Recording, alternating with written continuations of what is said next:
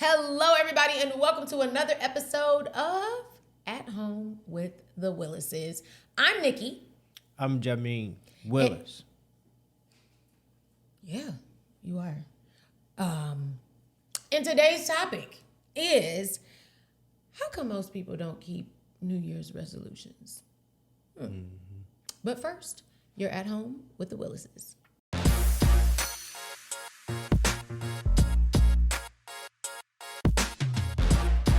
So before we dive deep into this topic, I want to remind you first to subscribe. I think it's somewhere down here. Make sure you hit that notification bell so that you are notified every time we upload new content. By the way, shout out to all of our new subscribers. Hey, y'all. Welcome. Welcome to our home. Welcome to our world. We are honored that you have joined us here in our kitchen. So we're gonna get started. Let's do it. Okay. Do we have Jen today? Is Jen mic'd up? Oh, Jen. Come on, Jen. You gotta get mic'd up. Jen likes to keep quiet. But Jen always has really great anecdotes. Right. That I love. They missed the best part because we have what we call Jen face. They don't see the Jen. That talks more than anything else. Jen, the Jen face. When we know, seek the approval of we know if it's of good a good or bad. Jen face, yes, based on the Jen face. That's right. If she gives you, okay, it's subtle, but it speaks loud. Right. But if she goes, okay, that's totally different. It's saying something totally different. Then we have approval from Jen, and that's really, what we see. It's the barometer of our lives. Yeah, very true. Anyway, so Jen, you mic'd up now. I'm ready. You are ready. You are good to go, because I think you're gonna have some really good anecdotes for this one. Mm-hmm. Some really good input. So we gotta have you mic'd up, Jen. Okay. So why don't people keep New Year's resolutions? Let's talk about it. We coming up upon this time in the year where it's a new year. Happy New Year. New me. You got all these goals. You got all these resolutions. Here's the first thing. I think that people feel obligated to come out with some type of goals and resolutions because that's what you do. New year, new me. Yeah. I mean, it's a good starting point. January 1 is a good starting point of saying, okay, now go. You know what I don't like? I don't like how people just throw this year away. I can't wait till the new year. Let's start over. The whole year was just trash. Yeah. You get that the last 7 days. Everybody's just like, throw this year out. I started to feel like I was doing okay with life because I would see people post stuff like that, and I'd be like, no, that wasn't my year. Now, some years I was like, yeah, just throw the whole year away. But do you? I think that's a mindset thing, though. Yeah, I think that's a mindset thing. You're like, throw the whole year away. This year sucked. Mm-hmm. I'm ready for the new year. But if your mindset isn't changed, you're gonna be looking at the same type of year. Mm-hmm. So yeah. I'm glad that you don't do that anymore. But again, what lessons did you learn? Ask questions. What lessons did I learn this year? Yeah. What could I have done better? What other things could I have changed? Yeah. So on one hand, I feel like it's good. It's good because you get a fresh start. But also I think is why people don't keep the resolutions and the goals that they set, because it came more out of obligation or tradition than really sitting down thinking okay, what didn't I accomplish this past year, and what do I want to accomplish this year? It's I gotta have some New Year's resolutions. I gotta have some goals. Sure. And it's not carefully thought out and planned.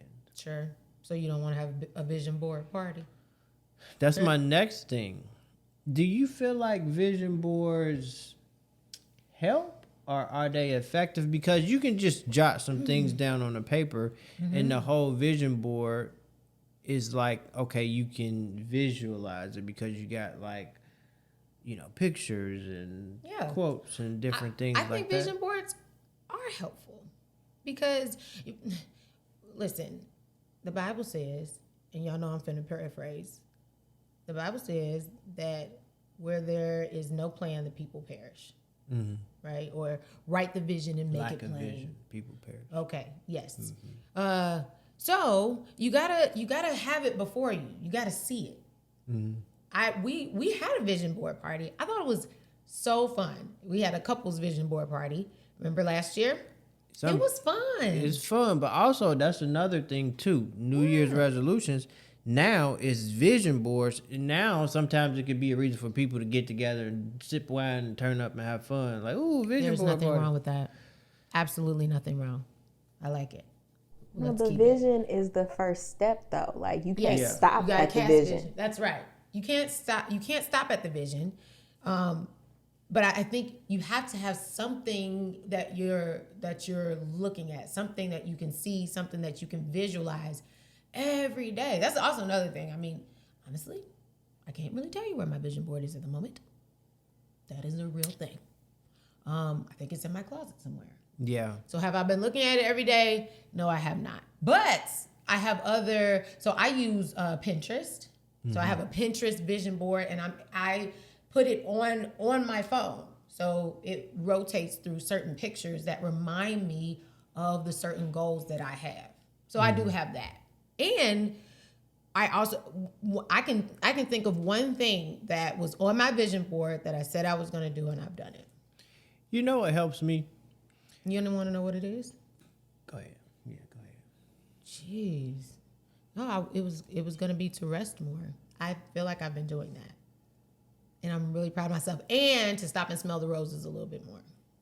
So that's two things. Because sometimes it doesn't have to be, I want to be a millionaire. Or, I want to have a bigger house or a car or whatever. Sometimes it can be mental health. Sometimes it can be your health, your what? You just came out with a whole pageant campaigns and you resting more. Yes, yes. I am running for Mrs. Nevada America, but after that you're gonna rest. Or you gonna rest in between? I'm resting in between. In the midst of it. Yes. Okay. It's hard for me to sit still. I'm not gonna lie. Are you getting the 8 hours? Is that what you? Yeah. 8. Oh God. 6. I get a good solid 6. I'm upset because I used to get 8 hours sleep. I used to have no problem sleeping. Now, I think it's the weather. Not the weather, but it gets dark so early. I just feel like I should be getting ready to go to bed. Like when the sun goes down. Age. But it's like that's we both weird. have to get up to pee at night. That's weird. Don't tell my business. I'm just saying. I said we both do. So I'm just. It's like 8 o'clock. Sometimes I'm just like, I'm just ready to go to bed. Like I'm done with the whole day. But in the summertime, it's just now getting dark at 8 o'clock. I feel like I'm not as tired. The winter, as the winter solstice passes by, then the days get longer. I thank God that we live in Las Vegas now because no, seriously, the weather. I like when we lived in Ohio. I would try to fight it every year. Like it would get dark early and it would be cold and dark. Oh my gosh! That's just was I just was fighting some days. You wake up in the morning, it's 29 degrees. You wake up, it's dark. You have a daylight, and then about 5 o'clock it get dark and colder again. Yes. Some people like all 4 seasons. And you just that's just not how you were made. I don't know how the people in Alaska where it's dark for 24 right now 3 months or something like that. Yeah, Is it 3 months? It's dark for 22, 23 hours. And they just bake brick oven pizzas and cook and stay in the house all day. They like where they live.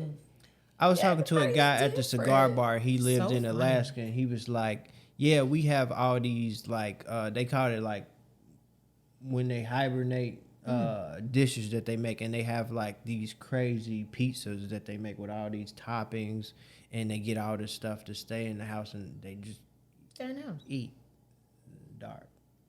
eat in the dark. Well, babe, I think you have to experience that to see if. I mean, they got electricity, you know. Right. I don't. They're not in caves, babe. They are. Everybody got just dark Subarus outside and eating stews and pizzas and pot roasts and crock pots. We are getting off topic. Back to New Year's resolutions. Yeah. Okay. Yeah. All right. So vision boards. I think they do help. I think they're effective.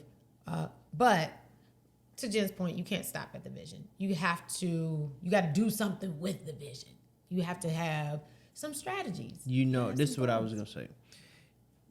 What helps me is to be able to close my eyes and still have the vision in my head. So I got may lose the vision board. You may not look at meditating? it. You may not revisit it. No. What you really want to accomplish, it has to be you can close your eyes and visualize it without looking at a list, without looking at a vision board. Yes, you need that as a reference point, but if you can't close your eyes and remember your vision or your goals, it hasn't really sunk in. Yeah, it didn't sink in. So what helps me is if I can close my eyes and still have that vision, still visualize it, it helps me keep going. Mm-hmm. And also, what I can say is I looked at some of my New Year's resolutions, the stuff that I wrote, and a lot of things carried over. Mm-hmm. But when I look at the 5-year, so maybe people just need to do 5-year resolutions instead of New Year. But I checked off a lot of stuff in 5 years. Yeah. If I collected the goals, they rolled over to the next year, but I actually accomplished a lot of stuff that was on the New Year's resolutions, but it was over a 5-year period versus a 1.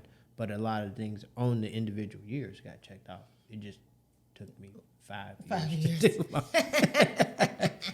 so you have to. That's why it's good to have your short-term goals, then your longer term, and then those very far out vision casting type goals. The key is to always just be seeing progress. And sometimes the key is just don't stop moving. Mm-hmm. Because sometimes, you might regress in, it could be health or finances or things like that. But the key is don't stop moving. Don't beat yourself up, because that's also a thing. I think it's oh my goodness, the fallout is horrible. It's 80% or something like that of people that start the New Year's resolution, they drop within 3 weeks. So I put a note here. It said usually about the 2nd or 3rd week of January, people fall off. Yeah. So that is, and it's a huge number. I don't remember the percentage, but it's a huge number. But also lack of accountability. Mm-hmm. You gotta have accountability.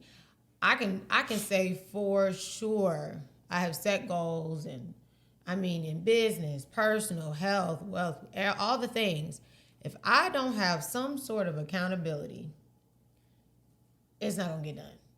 And that's why I enjoy coaching. I have a coach, because if I don't have that accountability, you can forget it.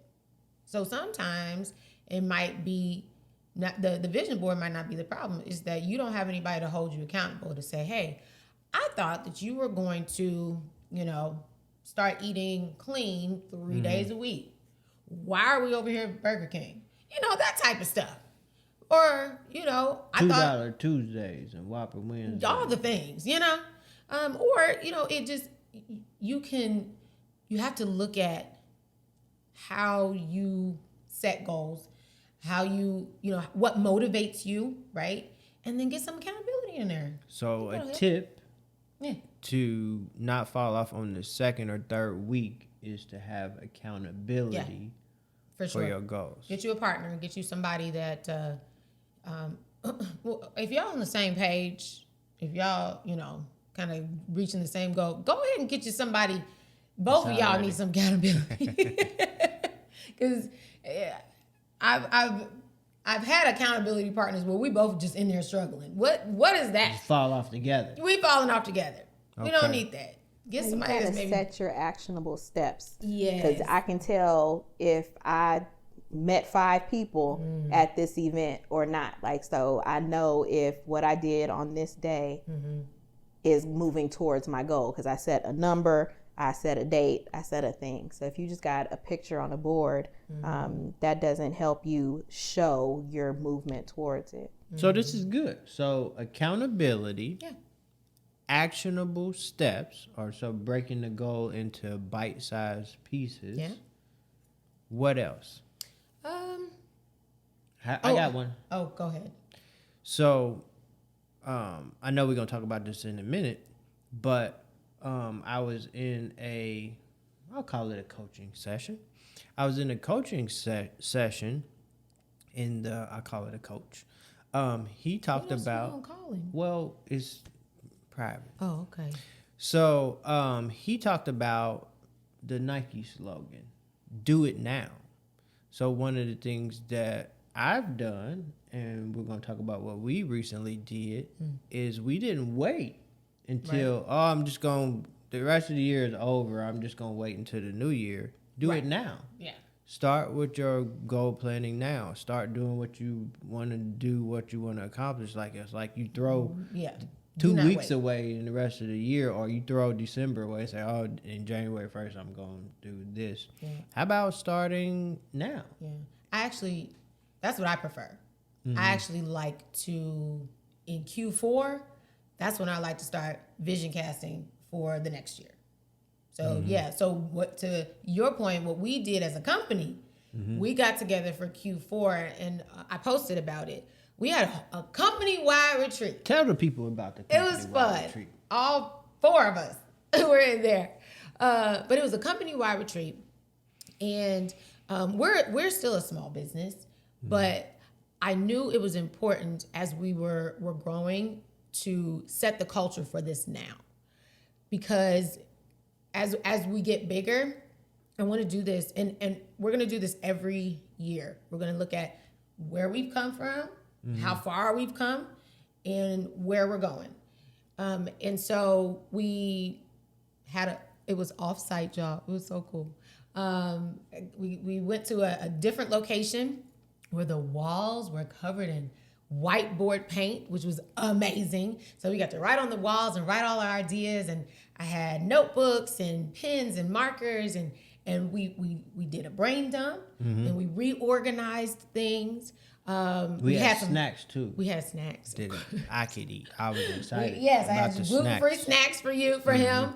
But we were able to have some hard conversations about where we were and some things that we didn't meet. We had to take off some things that were no longer serving our company. We had to put some new things in place. And it was just really good. And I felt like it took a lot of the pressure off of, that whole new year, new us, new company, New Year's resolution thing. New year, new me. Yeah. And so, and we set smarter goals. So I know you guys have heard about SMART goals, or maybe you haven't. So I'll explain it. So SMART goals are goals that are specific, measurable, attainable, relevant, and then time-based. But, because, I do like to be extra. I do. I like being extra. I added another R, and I added reward on there. Was it next to the R, or what? Was it just smarter? Smarter. Okay. Smarter goals. Smarter. Smarterer. Without an E. Yeah, it's just smarter with the R. We need to Google if we can patent that. Okay. Yeah, we should. Anyway, that's going to be my goal. But it means reward. Only because for me, I think that it goes back to how I want to stop and smell the roses. When you reach a goal, when you attain any kind of goal, whether it's large or small, you should have a reward attached to it. And it could be something as small as, you know what, I'm going to go to my favorite restaurant. It could be, you know what, I'm going to buy my favorite candy bar and just not share it with any of my kids. It could be anything. And it could be attached to any size goal that you want. But I think it just helps motivate you, because you can find things that are motivating and really work towards that goal. So we set some smarter goals, and we casted the vision for all of our businesses and organizations. And it was good. It was really good. And I feel like we're already off to the races, instead of, wasting half of Q1 to figure all that other stuff out, we can hit the ground running in Q1. And I can't wait for you guys to see what we're going to accomplish this year. I'm excited. Anyway, Absolutely. so that's all. Well, What else we got? speaking of the new year and resolutions, the Fed, it's been predicted that interest rates are going to be changing. Yep. What, 4 times? 4 to 6 4 to 6 times. They're predicting for 2024. 2024 that rates could change 4 to 6 times. That's encouraging. Yeah. And So here's exciting why, for our industry. Yeah, here's why it matters for buyers and sellers. So obviously, a lot of buyers were put on the sidelines because interest rates right now are 8%. And they've gone up 4 times this year, I believe. 4 or 5 times this year. Yeah, I think more than that. Yeah. They have climbed significantly. And an interest rate change is more significant than a price change when you're purchasing a house. So the fact that, right. Yeah. So the fact that interest rates are going back down is helpful in knowing that more buyers can come into the market. Now, on the seller's side, when interest rates decrease, especially at a significant rate, then that also makes house prices go up. So, yay, possibly for sellers. It will still be good to understand your financial situation, home buyers, because, again, like I said, interest rates, a change in interest rate is more significant than a change in house price. So go on out there, go talk to a loan officer or contact the Willis team. We will link you and connect you with a loan officer so that you can get started on your journey. You need to find out what your financial situation is now. Do not wait and call our team when you're ready to buy in June. Call us now so that we can get you linked up and so that we can help. Go to the Willis team, lv.com. We are happy to help. And that's with anybody, anywhere. That's all over the country. That's right. We can help anybody all over the country. The Willis team is very well connected. So if you are anywhere in the country, we actually can help you find a loan officer, refer you to a real estate agent that's in your city. But we can help you do that. All right. So we'll be as the rates go down and as they make different announcements. Of course, we will talk about that here on the podcast. But what else we got? So I just wanted to talk about a little bit more about this. They talked about why are the rates going down. Keeping rates higher for longer could raise the risk of a recession. Because when interest rates are high, it makes people make a decision: can I buy something or can I not buy something? Right. So when the rates are high, it slows things down a lot. And when you slow things down, there's a risk of a recession versus like people, stop going out to eat. They stop spending money on things that are expendable, that are not like the necessities. When we talked about inflation, they said, so the whole reason why the interest rates go up is they try to curb inflation. So the goal of the government is to keep inflation at a 2 to 3% cap of things going up. So the sweet spot is 2 to 3%. So if it goes higher, adjustments need to be made, or if it goes lower, adjustments need to be made. And they said that inflation has come down dramatically. So they got the inflation right now. They said it's around 3.5%. Now they have the numbers, but real life, I feel like the inflation number is still higher than that. So that's something to take into consideration. It's also an election year. Yeah. And we need to talk about that. Just real quick, it's an election year. And guess what? Both sides want everybody to be happy when it comes time to elect a new president and, people in the Senate and all the things. So we tend to notice that as well. And, take advantage of it. That's what I'm going to say.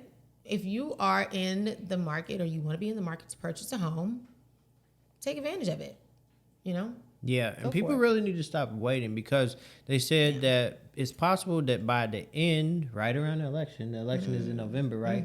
They said the interest rates could be back down to like 4%. 4 or 5, yeah. It's possible. It's possible. That's great. And we need to let the people know. Okay, let them know. That if these interest rates go down,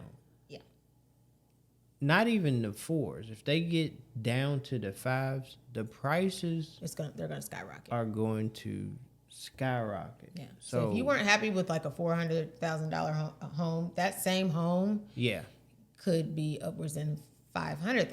So if you didn't contact us when you were supposed to, a year, 6 months, as soon as possible. Yeah. If you're not ready now, contact a professional. Contact us. If you aren't ready, you need to get ready. You need to contact to get ready as soon as possible because, like I talked about a couple weeks ago, the difference between when we first moved here and now, the price of the average house is way higher. So why people, it's like, oh, I can't buy a house. That's cool. But you can get ready to buy a house. That's like the New Year's resolution thing. Like, you fall off. So that could be. And our team is here to help you stay accountable. Yeah, that's accountability. We do that a lot. Keep watching the podcast, and that's accountability. Okay. Is this the time to refinance too once these numbers start going up? Yes, good point, Jen. Good point. So those of you, you've heard of date the rate and marry the house. So when that interest rate goes down, it will be time for you to refinance. And great loan officers will be in your email. They'll be texting you saying, hey, now is the time. And you will know that what you've been paying is the highest that you'll ever pay for your home. And that's going to be a great feeling when it comes to refinancing your home. All right. Anything else? One last thing is, as far as refinancing, a good rule of thumb is if you can cut at least 1% off your interest rate on your mortgage, it's worth you refinancing. So to put that in dollars and cents, you will save at least $100 a month refinancing, then it's worth it. So if you got a 7 and you can go to a 6, or you go 6 to a 5, it's definitely worth you refinancing because you're saving at least $100 a month. So if you can don't refinance for 0.25%. It's not really worth it. If you can save at least $100 a month or 1% lower, that's the time to refinance. That's some good advice. That's real good, boo. Yeah. And some people always ask how much to refinance.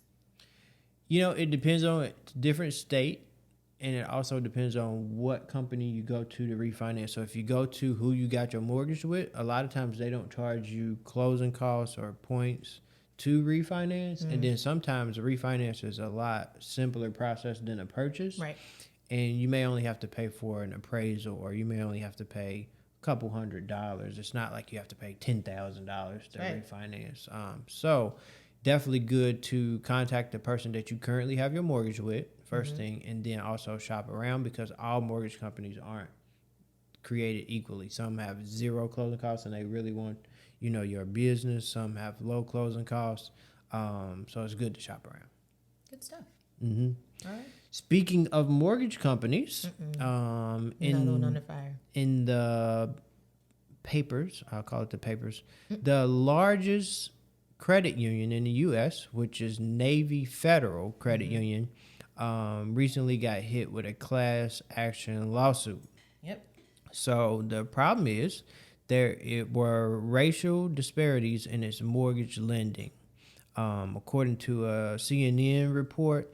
So there was a lawsuit filed alleging that they discriminated against Black and Latino applicants.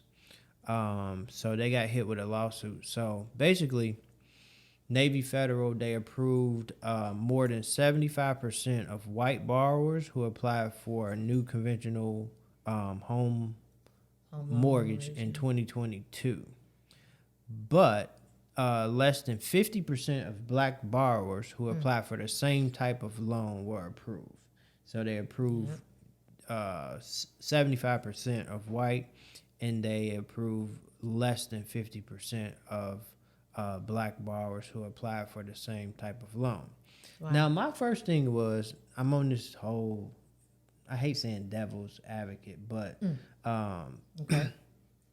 I think from the other side, okay, like when we talked about put yourself in the other person's shoes. Okay. And I was like, okay, they denied more Black people, but were they comparing apples to apples? So basically, you know, one of the challenges that people have, that minorities have, is credit scores can be lower or a lack of down payment. So I look and say, well, how come this group of people, the homeownership rate is lower? Is it because the credit scores are lower, or they don't have a down payment, or they have a lack of resources and things like that? But what makes you look at this situation is they said, hey, this person made $100,000 a year. This person made $100,000 a year. Yeah. They got to prove they did it. So it wasn't like, oh, well, they didn't have the income, or debt to income ratios was different. So factors. So it was apples to apples. Yeah. So they were saying that it was apples to apples. So they had debt the to income the ratios, debt to income ratio was fine. Income. They had the down payment. They just did not approve them. Yep. Hence the class action lawsuit. And it is the year of our Lord 2024. And also, we are still dealing with this. This is huge because Navy Federal is one of the few mortgage lenders that has a program where Navy Federal has a zero down payment program. So, you know, if you don't have a down payment, that could be a major deciding factor whether you buy a house right now or not, because if I can get this program or this loan with Navy Federal, I don't have to put a down payment down. And if they're denying, you know, Black people, minorities versus, white applicants, that's huge. It is. It said that in total, the credit union rejected about 3,700 Black applicants for home purchase mortgages last year. That's staggering. Now, why do the applications ask you what race you are? That's a good question. That's a very good question. Well, I think initially it started off because they track data. So the Census Bureau. Also, they want to be able to, it's supposed to, they show positive results that they don't discriminate against minorities or Black people. So they can say, hey, this is how many borrowers were given to Black, Latino, Asian, Caucasian, or white. But that's one thing I always wonder, especially with job applications. Why do you need to know what race I am when I'm applying for a job? What bearing? But you have affirmative action. As I was going to say, that is a totally different topic. But Elon Musk said we need to get rid of. We need to get rid of affirmative action. That is another topic I just do not have the energy for at this moment. But again, actually, I think that is working, because if you didn't have something that tracked that, then that 3,700 staggering number of Black people that did not get approved would go unnoticed. So it actually did work, because companies like this need to be exposed. Mm-hmm. Their practices need to be exposed. So it kind of is working. And I think we still need to ask people what race they are. If you don't, nobody will know that Blacks and Latinos are significantly higher risk of being declined for a mortgage. That's huge. There's something to think about, though, because I was thinking about how you can still be discriminated against, or you can discriminate very easily in housing. Now, buying a house is a little bit different, but renting, on a rental application, you have to list like children. So take away the race thing, but if you see somebody got 5 kids, and you like, oh my gosh, they about to tear up the place or something like that. Like what you put on the application. Or not all the applicants, but who's going to live into the so who's living there? Job applications, they have race on there. Another thing is when you put the name. If your name is Kiera or Jamin Rasan, it's like, oh shoot, here we go. You gotta put Kevin or you gotta put Dan on a job application in order to not get discriminated against. But it's like, how do you make sure that you can track? Yeah.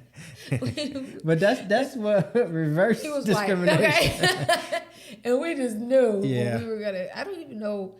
Oh, he was gonna sell his home. Yeah, he was a seller, and the appointment said Jerome. So we were like, okay, it's probably gonna be your brother. We saw this 50-something plus year old white man. And I tell you, he was great, but boy, I tell you, that was the surprise of the year. Well, the Fed chairman now, Jerome Powell. Is he French? Was he French? Jerome? No. Just Midwest guy. French fries. He was wonderful. But his name was Jerome. Could have fooled us. Tell you that. But there are a lot of ways that people can discriminate against others, and you've got to have things in place to make sure systematically that it does not happen. Yeah. So they need to go back and revise those practices. How is this happening? How is this slipping through the cracks? And hopefully this class action lawsuit will be a nice little lesson to help them remember that. 29%. So it's a 29% gap in Navy Federal's approval rates. It was the widest of any 50 lenders that originated mortgage loans last year. So when they tracked it, it was the biggest disparity out of all mortgage lenders. And that's like 30%. Yeah, that's a big gap. That's a huge gap. Right. I think we should look out for their corrective action in that, because usually when they get in trouble, they got to do some kind of program or something. Like Wells Fargo. Wells Fargo got out of trouble. They have partnered with Bishop T.D. Jakes. Yep. They have, I can't remember the number, but they have pledged a certain number to help Black businesses and to help homeowners in specific states at the moment. But I'm following that as well. But this will be something very interesting to follow and see how they correct themselves and what they do. And you know what's even worse about this? I know it's like some loopholes, but Navy Federal, you have to be military or your parents have to be in the military to even be in the credit union in the first place. So not only are they discriminating against Black people and minorities, these people have served. Veterans who supposedly get some type of assistance. Yeah. And it's the same thing like going to the VA hospital. Now that the VA hospital quality of healthcare is very bad. And we had a personal experience where they mail medication. They were mailing the wrong medication to my grandfather. And you, an elderly person, they trusting that you sending them the right stuff. And they sending the wrong medication, the wrong dosage, and things like that. So in this situation, we really have to take care of this credit union is supposed to service people who did service work in our country, right? And they getting discriminated against. So that's awful. Double bad. Yeah, it's awful. So clean it up, Navy Federal. Clean it up. All right, let's head into our real estate minute of the day, and let's talk about down payment versus your earnest money deposit. Now, unless you are getting a VA loan, okay, because VA loans don't have down payments. But unless you're getting a VA loan, you will have a down payment. And a down payment can range from as low as 3% to as high as 20%, depending on the type of financing that you get. For the most part, it's usually between 3.5%, maybe 5%. That's what you're gonna be looking at for your down payment.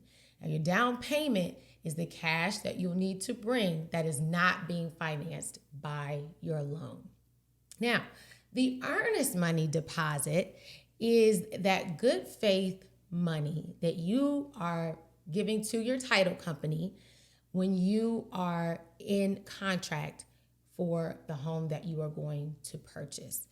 And it is part of your down payment, okay? I don't want you to get confused between your down payment and your earnest money. They are two separate things, but your earnest money actually comes out of that down payment. Now, when you put in the earnest money, you are making that money essentially hard so that if something were to happen and you were to cancel the contract outside of any contingencies, then the seller would keep that earnest money deposit. So it's very serious. And usually the earnest money deposit is about 1% of the purchase price. It can actually be whatever you and the seller agree upon, but for the most part, it's about 1%. And you give that money to the title company. You ask them to hold it for the duration of the transaction. Now, the earnest money deposit does go towards the purchase of the house. So you're not just paying something just so that it can disappear. It goes towards the purchase of the house, and so does the down payment. But just remember, down payment is going to range between 3 to possibly 5%. It can go as high as 20, but if you're a first-time home buyer, it's for the most part going to be between 3.5%, and 5%. And then that earnest money comes out of that down payment. You give it to that title company. They hold it for the duration of the transaction, and all of that goes towards the purchase of your home. So hopefully that helped. Put it in the comments below if that helped you. But we are going to wrap up today's episode. Thank you guys so much for joining us. Make sure you subscribe before you leave. Hit that subscribe button. Make sure you're notified every time we upload new content.